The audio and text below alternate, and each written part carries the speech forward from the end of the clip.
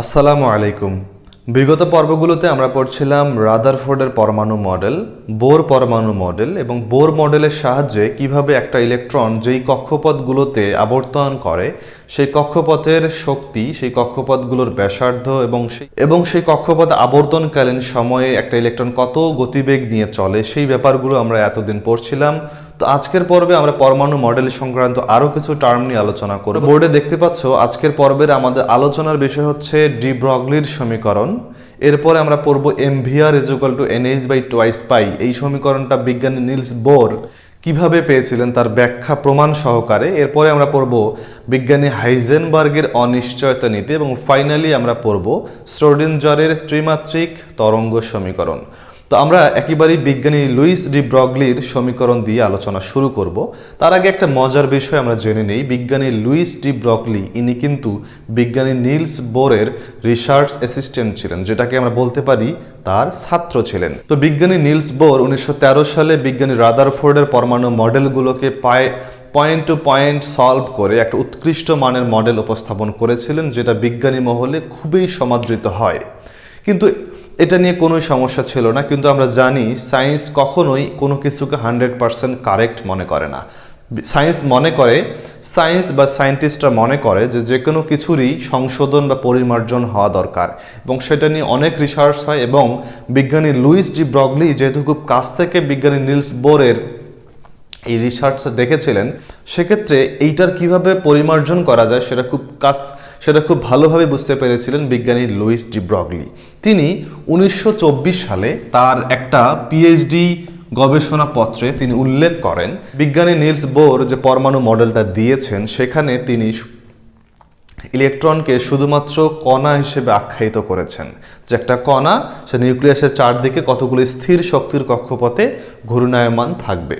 কিন্তু সেই যে ঘূর্ণায়মান থাকবে সেই ঘূর্ণায়মানটি স্বাভাবিক কণার মতন বৃত্তাকার এরকম করে ঘুরবে, নাকি এরকম করে ঘুরবে, নাকি সে বৃত্তাকার পথের মধ্যে তার অন্য কোনো ধর্ম পসিবল, এইটা নিয়ে কিন্তু আর বেশি কথা বলা সম্ভব হয়নি বিজ্ঞানী নিলস বোরের।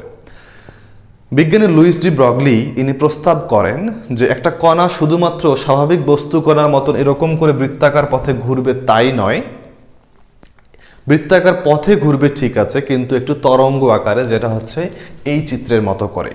এখন একটু ফ্ল্যাশব্যাকে যাওয়া যাক। বিজ্ঞানী লুইস ডি ব্রগলি কিভাবে বুঝতে পারলেন যে একটা কণার এরকম তরঙ্গ আকারেও ঘূর্ণায়মান থাকতে পারে? তিনি শরণাপন্ন হলেন দুইজন বিজ্ঞানীর। একজন হচ্ছে বিজ্ঞানী ম্যাক্স প্লাঙ্ক, অন্যজন হচ্ছেন প্রখ্যাত বিজ্ঞানী আলবার্ট আইনস্টাইন। তো ম্যাক্স প্লাঙ্কের থিওরি থেকে তিনি কি পড়ালেখা করেছিলেন? বিজ্ঞানী ম্যাক্স প্লাঙ্ক বলেছিলেন যে শক্তি নিরবিচ্ছিন্ন নয়, অর্থাৎ শক্তি এরকম কিছু ক্ষুদ্র ক্ষুদ্র প্যাকেট আকারে সর্বদা নির্গত থাকে। এই শক্তির মান কিন্তু অসীম নয়, এই শক্তির মান একটা এই ফিক্সড পরিমাণ শক্তির একটা নির্দিষ্ট তরঙ্গ দৈর্ঘ্য এবং কম্পাঙ্ক আছে, যেটাকে তিনি বলেছিলেন যে এই শক্তির পরিমাণ হবে কম্পাঙ্কের সমানুপাতিক। কম্পাঙ্কের সমানুপাতিক যেহেতু ম্যাক্স প্লাঙ্ক এই সূত্রটা আবিষ্কার করেছেন, সেক্ষেত্রে সমানুপাতিক চিহ্ন তুলে দেওয়ার পর যে ধ্রুবকটা আমরা নিয়ে থাকি সেটাকে বলা হয় ম্যাক্স প্লাঙ্কের ধ্রুবক। যদিও আমরা এই সূত্রটার সঙ্গে অনেকটাই পরিচিত, E = hν, এই সূত্রটার সঙ্গে আমরা অনেকটাই পরিচিত। এটা হচ্ছে ম্যাক্স প্লাঙ্কের তড়িৎচুম্বকীয় শক্তির সমীকরণ। এই যে কম্পাঙ্ক, এইটাকে আবার লেখা যায় c/λ। তো এই পর্যন্ত আসার পর তিনি কি বুঝতে পারলেন? যে শক্তি মানেই সেখানে একটা কম্পাঙ্ক এবং তরঙ্গ দৈর্ঘ্য থাকবে। তো যেহেতু ইলেকট্রন একটা নির্দিষ্ট কক্ষপথ থেকে আরেকটা কক্ষপথে যখন লাফিয়ে চলে বা সেখান থেকে যখন বিকিরিত হয়ে নিচের কক্ষপথে ফেরত আসে, তখন একটা শক্তি সে শোষণ করে এবং সেই পরিমাণ শক্তি সে বিকিরণ করে। যেহেতু এই শক্তির পরিমাণ নির্দিষ্ট, সেই নির্দিষ্ট পরিমাণ শক্তির নিশ্চয়ই নির্দিষ্ট পরিমাণ তরঙ্গ দৈর্ঘ্য আছে এবং নির্দিষ্ট পরিমাণ কম্পাঙ্কও আছে। তো যেহেতু তরঙ্গ দৈর্ঘ্য আছে, সেক্ষেত্রে নিশ্চয়ই এখানে সেক্ষেত্রে নিশ্চয়ই এই তড়িৎচুম্বকীয় শক্তির নিশ্চয়ই একটা তরঙ্গ ধর্ম রয়েছে। এরপর তিনি শরণাপন্ন হলেন বিজ্ঞানী আলবার্ট আইনস্টাইনের। আইনস্টাইন শক্তি সম্পর্কিত কি সূত্র দিয়েছিলেন? তিনি দিয়েছিলেন E = mc²। এই সূত্রটা এতই বিখ্যাত যে এই সূত্রের জন্য তিনি নোবেল পেয়েছিলেন। E is equal to MC square এবং এই E is equal to H nu বিজ্ঞানী লুইস ডি ব্রগলি বললেন এই সূত্র দুইটো আলাদা নয়, এটা হচ্ছে একই সূত্র। অর্থাৎ শক্তির পরিমাণ যদি এমসি স্কোয়ার হয়, শক্তির পরিমাণ এইচ নিউ হওয়া সম্ভব। সেক্ষেত্রে ইনি এই দুটো সূত্রকে সমন্বয় করলেন, সমন্বয় করার পর তিনি বলতে পারলেন যে এইচ নিউ মানে হচ্ছে এম সি স্কোয়ার। তাহলে এইচ নিউ মানে যদি এম সি স্কোয়ার হয়, আমরা জানি যে এইচ নিউকে এইচ সি বাই ল্যামডা এভাবেও লেখা যায়, is equal to M C square এভাবে লেখা যায়। তো এখানে যদি আমরা সি, এখানকার একটা সি কাটা দেই, তাহলে ল্যামডা ইজ ইকুয়াল টু আমরা লিখতে পারি, ল্যামডা ইজ ইকুয়াল টু আমরা লিখতে পারি এইচ ভাগ এম সি। এটা হচ্ছে কিসের জন্য? ফোটনের তড়িৎচুম্বকীয় তরঙ্গের তরঙ্গ দৈর্ঘ্য এইচ বাই এম সি, যেখানে এইচ হচ্ছে প্ল্যাঙ্কের ধ্রুবক, এম হচ্ছে ফোটনের ভর এবং সি হচ্ছে ফোটনের গতিবেগ। এখন লুইস ডি ব্রগলি এখানে একটা মত প্রকাশ করলেন, এইটা ফোটনের ক্ষেত্রে যদি এই সূত্রটা অ্যাপ্লিকেবল হয়, সেক্ষেত্রে যে কোনো গতিশীল বস্তু যদি কোনো একটা বেগে গতিশীল থাকে, সেক্ষেত্রেও এই সূত্রটা অ্যাপ্লিকেবল হবে। সেক্ষেত্রে কোনো একটা গতিশীল বস্তু, সেটা যে বস্তুই হোক না কেন, সেক্ষেত্রে আমরা লিখতে পারি lambda is equal to H ভাগ এম ভি। সেক্ষেত্রে এখানে খেয়াল করো, ল্যামডা এইচ এম এগুলোতে কোনো পার্থক্য নাই। কারণ কি? কারণ হচ্ছে এই এইচ সে হচ্ছে প্ল্যাঙ্কের ধ্রুবক, সে সবসময় থাকবেই ধ্রুবক হিসেবে। এখানে এম হচ্ছে যেই বস্তুর গতিবেগ আমরা আলোচনা করছি, যেই বস্তুর ধর্ম নিয়ে আলোচনা করছি, সেই বস্তুর ভর। যে বস্তুর আলোচনা করব, আমি যদি মানুষ হই, সেই মানুষের ভর এম। ভি হচ্ছে সেই বস্তুটার গতিবেগ। এখানে যেমন ফোটনের ভর ছিল, ফোটনের গতিবেগ ছিল সি, সেক্ষেত্রে এখানে যেই বস্তুটার গতিবেগ আলোচনা হবে, সেই বস্তুটার গতিবেগ। তাহলে এইটা যদি যে কোনো বস্তুর ক্ষেত্রে হয়, লুইস ডি ব্রগলি বললেন এই ভি বা এই যে বস্তুটা, সেটা তো একটা ইলেকট্রনও হতে পারে। অর্থাৎ যে কোনো বস্তু বলতে তিনি ইলেকট্রনকে সম্বোধন করলেন। তার মানে দাঁড়াচ্ছে এটাই যে ইলেকট্রন যদি এম ভরের একটা ইলেকট্রন যদি ভি বেগে গতিশীল থাকে, সেক্ষেত্রে তার এই ল্যামডা মানের একটা তরঙ্গ দৈর্ঘ্য থাকবে, যেই তরঙ্গ দৈর্ঘ্যটা মাপা যায়। তাহলে ইনি তাহলে ডি ব্রগলি বললেন যে একটা গতিশীল ইলেকট্রনের এই যে তরঙ্গ দৈর্ঘ্য, অর্থাৎ এটাই হচ্ছে তার তরঙ্গ ধর্ম, এবং এই যে ভরবেগ, এটাই হচ্ছে তার কণার ধর্ম। অর্থাৎ তিনি এটাই বলতে চাইলেন যে একটা ইলেকট্রন শুধু কণা নয়, একটা ইলেকট্রনের তরঙ্গ ধর্মও আছে, অর্থাৎ ইলেকট্রন দ্বৈত প্রকৃতির। তো যদি প্রশ্ন আসে যে একটা ইলেকট্রন দ্বৈত প্রকৃতির ব্যাখ্যা করো, তাহলে আমরা কি করব? এখান থেকে শুরু করব, ম্যাক্স প্ল্যাঙ্কের সূত্র থেকে শুরু করব। ম্যাক্স প্ল্যাঙ্কের সূত্র ব্যাখ্যা করব এতটুকু পর্যন্ত। এরপর আইনস্টাইনের সূত্র উল্লেখ করব। তারপর আমরা বলে দেব এই দুই শক্তি আসলে একই শক্তি। সেক্ষেত্রে এরকম একটা ফাংশন আসবে। তারপর আমরা বলবো যে ফোটনের জন্য যদি এই সমীকরণ হয়, সেক্ষেত্রে যে কোনো বস্তুর ক্ষেত্রেও এই ধরনের সমীকরণ সম্ভব ডি ব্রগলির মতে। সেক্ষেত্রে তিনি এরকম একটা সমীকরণ দাঁড় করালেন এবং ফাইনালি তিনি বললেন এই ল্যামডাটা হচ্ছে তরঙ্গ ধর্ম, এই এমভিটা হইতেছে কণা ধর্ম। তাহলে আমরা বুঝতে পারলাম বিজ্ঞানী লুইস ডি ব্রগলি মূলত বোর তত্ত্বকে পরিমার্জন করেছেন, যেখানে বোর তত্ত্ব বলেছিলেন যে ইলেকট্রন শুধুই কণা প্রকৃতির, এবং লুইস ডি ব্রগলি বলছেন যে না, শুধুই কণা প্রকৃতির না, কণা এবং তরঙ্গ উভয় ধর্মই বিদ্যমান আছে। এখন দেখো লুইস ডি ব্রগলির একটু আমরা প্র্যাকটিক্যাল এক্সাম্পলের কথা চিন্তা করি। লুইস ডি ব্রগলি এখন তোমরা আরো ভালোভাবে ক্লিয়ার হতে পারবে। খেয়াল করো লুইস ডি ব্রগলি মূলত কি বলতে চাইলেন। তার কথার মূল পয়েন্ট এটাই ছিল, যে কোনো মুভিং পার্টিকেল, যে কোনো গতিশীল বস্তুর ক্ষেত্রে তার সূত্র প্রযোজ্য। অর্থাৎ তার সূত্রটা ছিল lambda is equal to H by M V, যেখানে এম হচ্ছে যে কোনো বস্তুর ভর, ভি হচ্ছে ওই বস্তুর গতিবেগ। মনে করো যে কোনো একটা বস্তু যার ভর, আমরা ক্যালকুলেশন যাতে ক্যালকুলেটর চাপতে না হয় এই কারণে আমরা খুব সহজ একগুলো মান ধরবো। মনে করো একটা বস্তু, তার ভর হইতেছে সাপোজ 1 গ্রাম এবং তার বেগ হচ্ছে V is equal to suppose 1 metre per second. একটা 1 গ্রাম ভরের একটা বস্তু 1 মিটার পার সেকেন্ড গতিতে গতিশীল আছে। তাহলে এই বস্তুটার যদি আমরা তরঙ্গ দৈর্ঘ্য বের করতে চাই, তাহলে লুইস ডি ব্রগলির সূত্র অনুযায়ী lambda is equal to H 6.626 into 10⁻³ বসাবো, কারণ এখানে মিটার এককে আছে। তাহলে m অর্থাৎ 1 গ্রাম এটাকে যদি আমরা কেজিতে প্রকাশ করি 1 × 10⁻³ কেজি ইন্টু ভি হচ্ছে 1 মিটার/সেকেন্ড, এটা ছিল জুল সেকেন্ড। তাহলে এইটা ক্যালকুলেশন করলে আমরা কত পাবো? ক্যালকুলেশন করলে 6.626 × 10⁻31 মিটার, এইটা পাওয়া যাবে। তাহলে খেয়াল করো, এই যে বস্তুটা 1 গ্রাম ভর এবং 1 মিটার/সেকেন্ড গতিবেগে চলছে, সেই বস্তুটারও অবশ্যই একটা তরঙ্গ দৈর্ঘ্য আছে। মনে করো একটা মানুষ হেঁটে যাচ্ছে, সেই মানুষটার ভর, মনে করো সেই মানুষটার ভর হচ্ছে 70 কেজি এবং তার গতিবেগ সাপোজ 5 মিটার/সেকেন্ড। তাহলে লুইস ডি ব্রগলির সূত্র মতে ল্যামডা = 6.626 × 10⁻³ ডিভাইডেড বাই 70 × 5। এইটা ক্যালকুলেশন করলে যতই আসুক না কেন সামথিং × 10⁻, সাপোজ 32 মিটার এরকম আসলো। এখন চিন্তা করো, এই যে বস্তু, যে মানুষটা হেঁটে যাচ্ছে তারও একটা তরঙ্গ দৈর্ঘ্য আছে, সেটা সামথিং × 10⁻32 মিটার। এই তরঙ্গ দৈর্ঘ্যগুলো খেয়াল করো অনেক মাইক্রোস্কোপিক, অনেক মাইক্রোস্কোপিক, 10⁻31, 10⁻32 এরকম স্কেলে আছে। যেই ধরনের তরঙ্গ দৈর্ঘ্য আসলে বাস্তবে মাপা সম্ভব হয়নি এখন পর্যন্ত। তাহলে মাপা সম্ভব হয়নি, ঠিক আছে, তার মানে কি এই ভ্যালুগুলো কি অবাস্তব কোনো ভ্যালু? এই ভ্যালুগুলো কি অসীম কোনো ভ্যালু? না, কিন্তু এই ভ্যালুগুলো কিন্তু একেবারেই সূক্ষ্ম হলেও অসীম নয়। তার মানে যে কোনো মুভিং পার্টিকেলের, যে কোনো গতিশীল বস্তুর একটা তরঙ্গ ধর্ম আছেই, সেটা মাপা যাক বা না যাক। আমরা আরো একটু ভালোভাবে বোঝানোর জন্য আমরা যদি বস্তুটাকে মনে করি এখন ইলেকট্রন, তাহলে তার m কত হবে? 9.11 × 10⁻31। ভি কত হবে আমরা জানি, প্রথম কক্ষতে আমরা মনে করো ইলেকট্রনটা নিলাম হাইড্রোজেন পরমাণুর প্রথম কক্ষপথে ঘূর্ণায়মান কোনো একটা ইলেকট্রন মনে করো নিলাম, সেই ইলেকট্রনটার গতিবেগ হচ্ছে 2.18 × 10⁻6 মিটার/সেকেন্ড। এটা হচ্ছে ইলেকট্রনের গতিবেগ। তাহলে ল্যামডা = কি আসবে? 6.626 × 10⁻34 ডিভাইডেড বাই 9.11 × 10⁻31 × 2.18 × 10⁻6।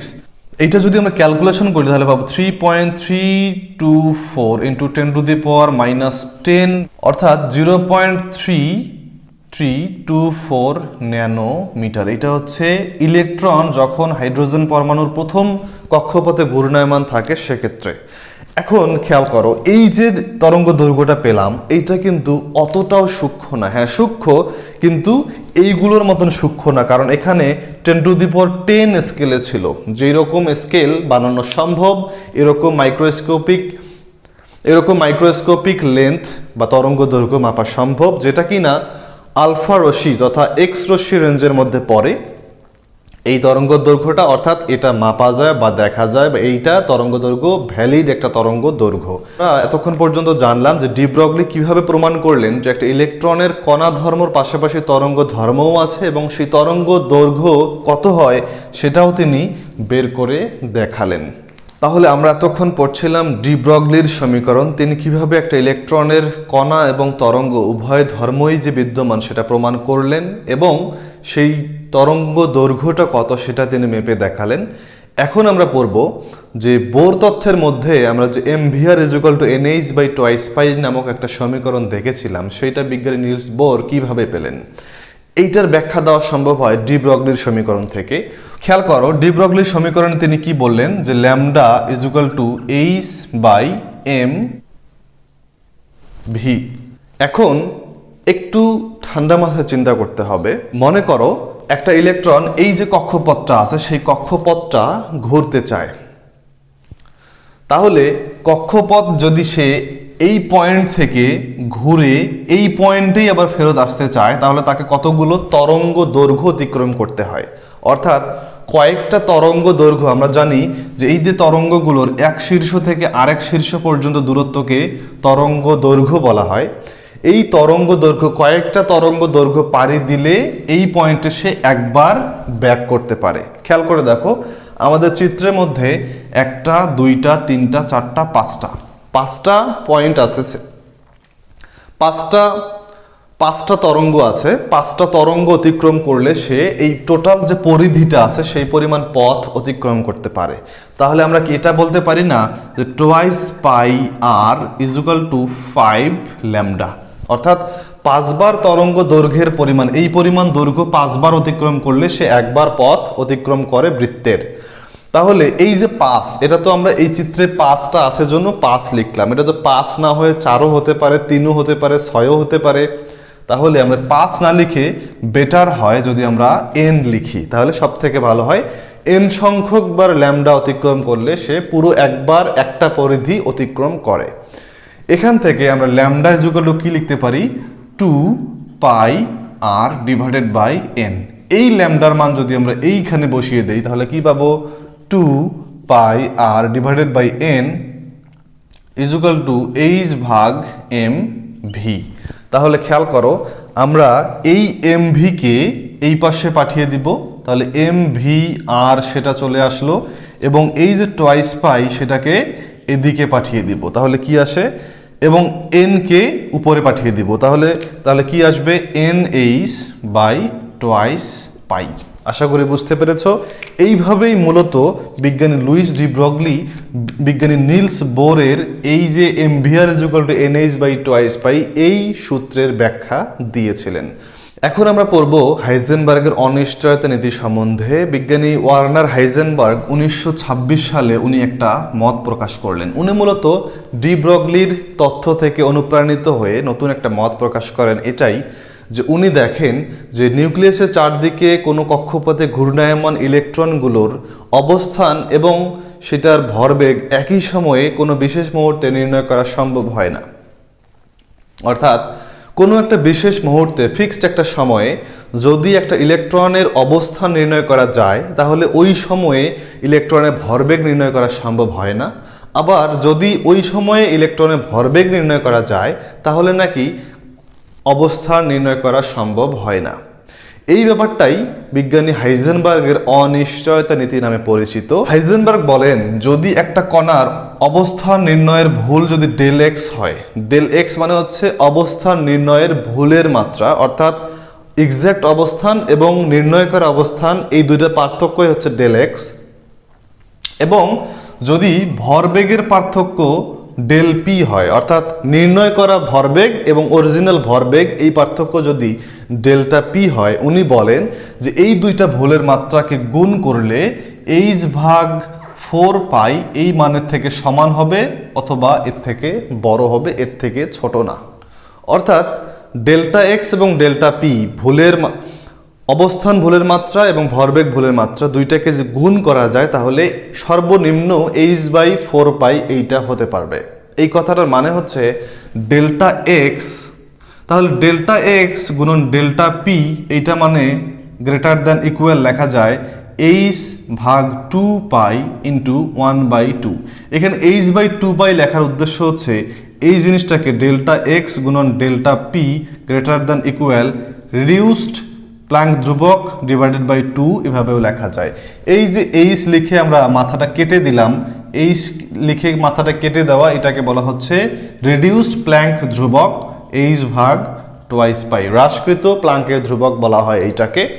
তাহলে এই যে ডেল্টা এক্স ডেল্টা বি এটাকে আমরা আরো ভালোভাবে লিখতে পারি ডেল্টা এক্স গুণন M delta V greater than equal reduced Planck ধ্রুবক ডিভাইডেড বাই 2। এটা হচ্ছে ফাইনাল হাইজেনবার্গের সমীকরণ। এখানে খেয়াল করে দেখো, ডেল্টা এক্স এবং ডেল্টা ভি তথা ডেল্টা পি এই দুইটা গুণফল করে কিন্তু আমরা সমীকরণটা পেয়েছি। তার মানে দুইটা জিনিস গুণ করার পর যদি একটা ধ্রুব সংখ্যা পাওয়া যায় তাহলে বুঝতে হবে এরা পরস্পরের ব্যস্তানুপাতিক, অর্থাৎ ডেল্টা এক্স ব্যস্তানুপাতিক ডেল্টা ভি বা ডেল্টা পি। এইখানে খেয়াল করে দেখো, যদি অবস্থান খুব সূক্ষ্মভাবে নির্ণয় করা যায়, অর্থাৎ কোনো বিশেষ মুহূর্তে একটা ইলেকট্রন কোন অবস্থানে আছে এটা যদি নির্ভুলভাবে নির্ণয় করা সম্ভব হয় সেক্ষেত্রে ডেল্টা ভি এর মান সর্বোচ্চ হবে, সর্বোচ্চ হয়ে ফাইনালি এই মানটা পাওয়া যাবে।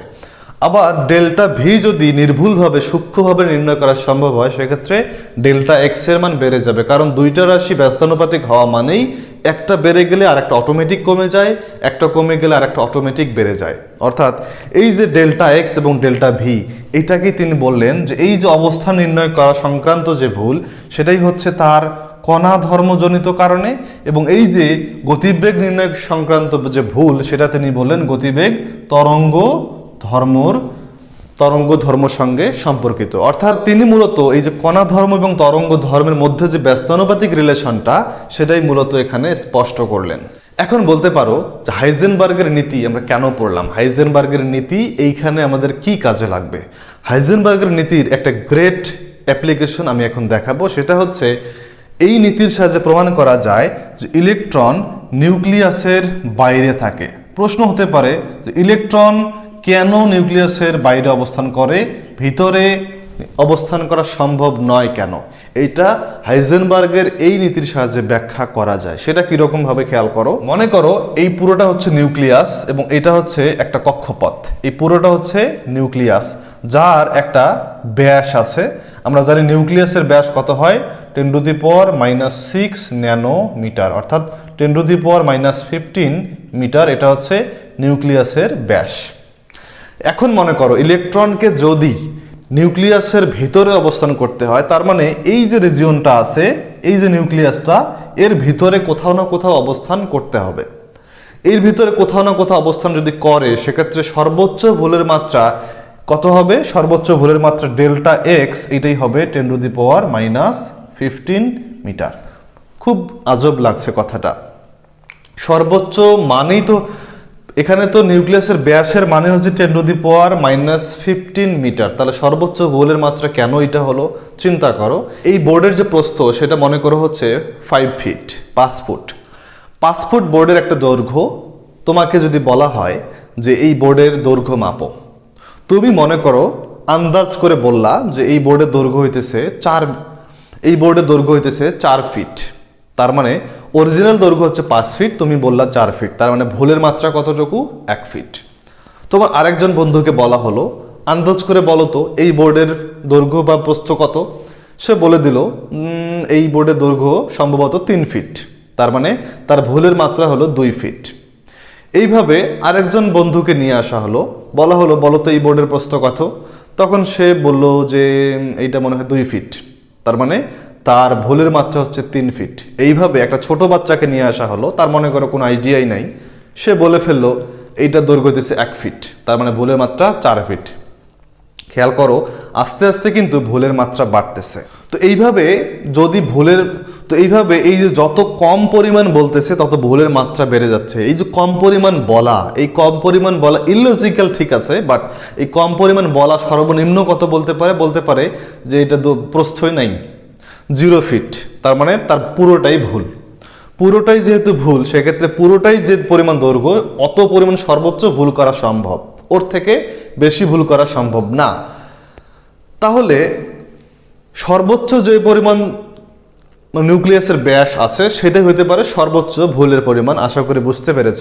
ডেল্টা এক্স হচ্ছে সর্বোচ্চ ভুলের পরিমাণ 10⁻⁻15। এখন যদি আমরা হাইজেনবার্গের সমীকরণের মধ্যে এই ভ্যালুটা বসিয়ে দিই, আমরা জানি হাইজেনবার্গের সমীকরণ হচ্ছে ডেল্টা এক্স গুণন এম ডেল্টা ভি সমান সমান h/4 পাই। এখানে সমান সমান চিহ্ন দিয়েছি, গ্রেটার দেন দেইনি, কারণ আমরা মিনিমাম ভ্যালুটা আগে বের করি। তাহলে ডেল্টা ভি মানে লেখা যায় h/4 pi M delta X. তাহলে h মানে কত? 6.626 into 10⁻⁻34 divided by 4 into 3.14 into M কত? 9.11 ইন্টু 10⁻⁻34। ডেল্টা এক্স কত? 10⁻⁻15 মিটার।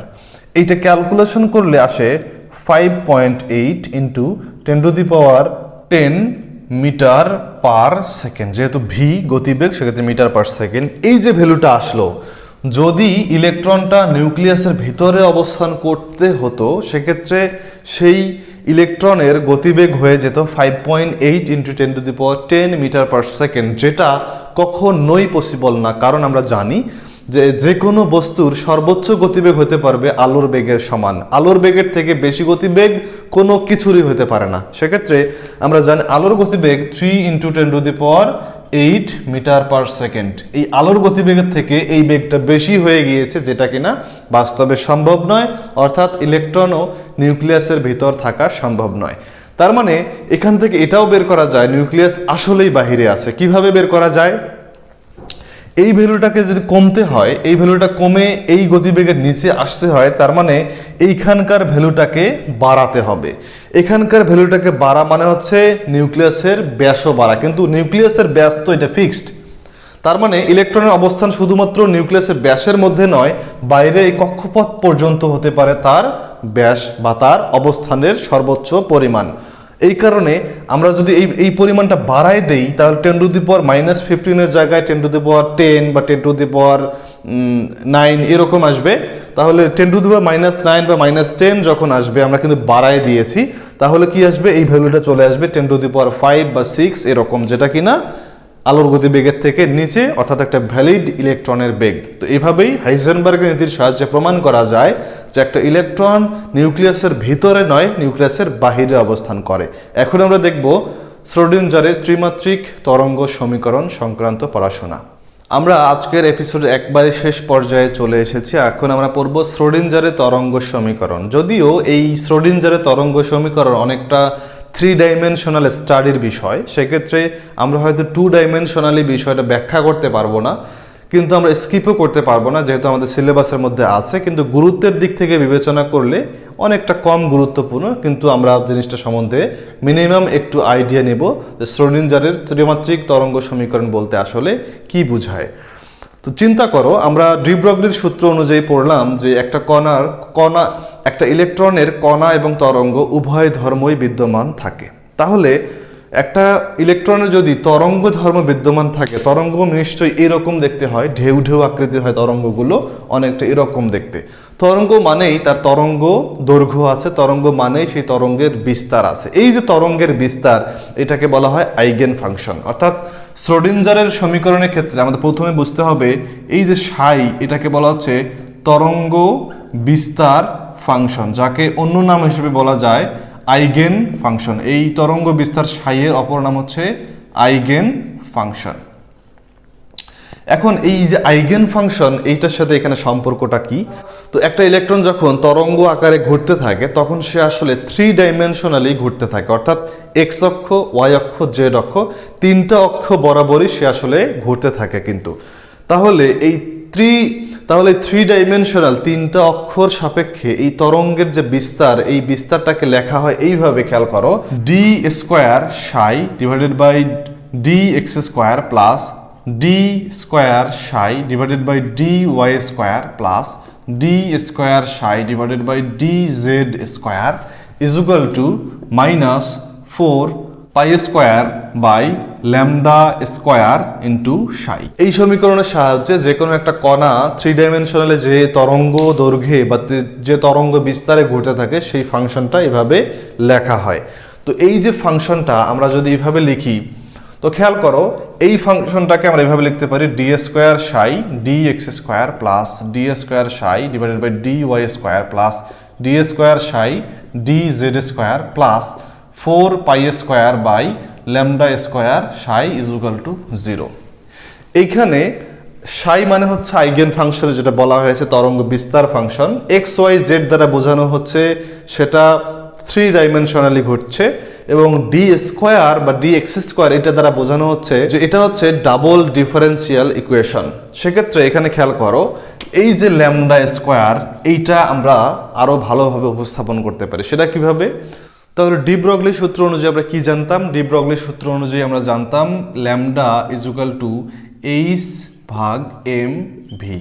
এই যে এইচ ভাগ এম ভি, এই ভ্যালুটা আমরা কিন্তু ল্যামডার জায়গায় এখানে বসিয়ে দিতে পারবো। তাহলে কি পাওয়া যাবে? তাহলে D square psi D X square plus D square psi D Y square plus D square psi D Z square plus 4 pi square. খেয়াল করো, ল্যামডার উপরে স্কোয়ার হবে, তাহলে এম স্কোয়ার ভি স্কোয়ার, যেহেতু সে নিচে আছে সে উপরে চলে যাবে, M square V square divided by H square psi is equal to 0।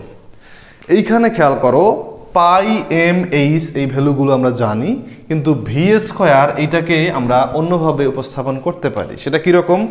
আমরা জানি মোট শক্তি E is equal to E K plus EP, গতিশক্তি প্লাস স্থিতি শক্তি, যেখান থেকে ই কে মানে লেখা যায় ই মাইনাস ইপি, ইপির জায়গায় অনেক সময় ভিও লেখা হয়ে থাকে। সেক্ষেত্রে half M V square is equal to E minus V লেখা গেল, এবং finally V square is equal to 2 E minus V divided by M, এই ভ্যালুটা আমরা ব্যবহার করতে পারবো। তাহলে এই যে ভি স্কোয়ারের মান, সেটা যদি আমরা এই ভি স্কোয়ারের জায়গায় বসাই তাহলে কি আসে খেয়াল করো তো, D square psi by D X square plus D square psi D Y square plus D square psi D Z square plus 4 pi square M square, এখানে হচ্ছে 2 E minus V divided by H square, এখানকার একটা M আছেই, এখানে সাই একটা আছে, is equal to 0। তাহলে M R M যদি কাটা যায় তাহলে ফাইনালি আমরা কি লিখতে পারি খেয়াল করো,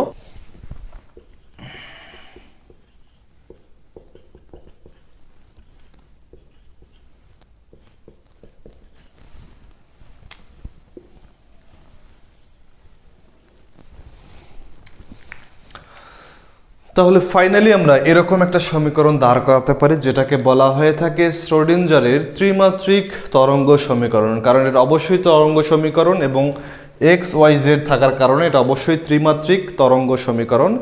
তাহলে এই সমীকরণটা সলভ করলে একটা ইলেকট্রন নিউক্লিয়াসের চারদিকে কিভাবে অবস্থান করে, কিভাবে কোথায় অবস্থান করে সেটা সম্বন্ধে সম্যক ধারণা লাভ করা যায়। তো আজকের পর্বে আমরা কি শিখলাম? আজকের পর্বে আমরা শিখলাম ডি ব্রগলির সমীকরণ, MVR is equal to NH by twice pi এর প্রমাণ, হাইজেনবার্গের নীতি, এবং ফাইনালি শ্রোডিঞ্জারের তরঙ্গ সমীকরণ কিভাবে এসেছে সেটা আমরা বের করতে পারলাম।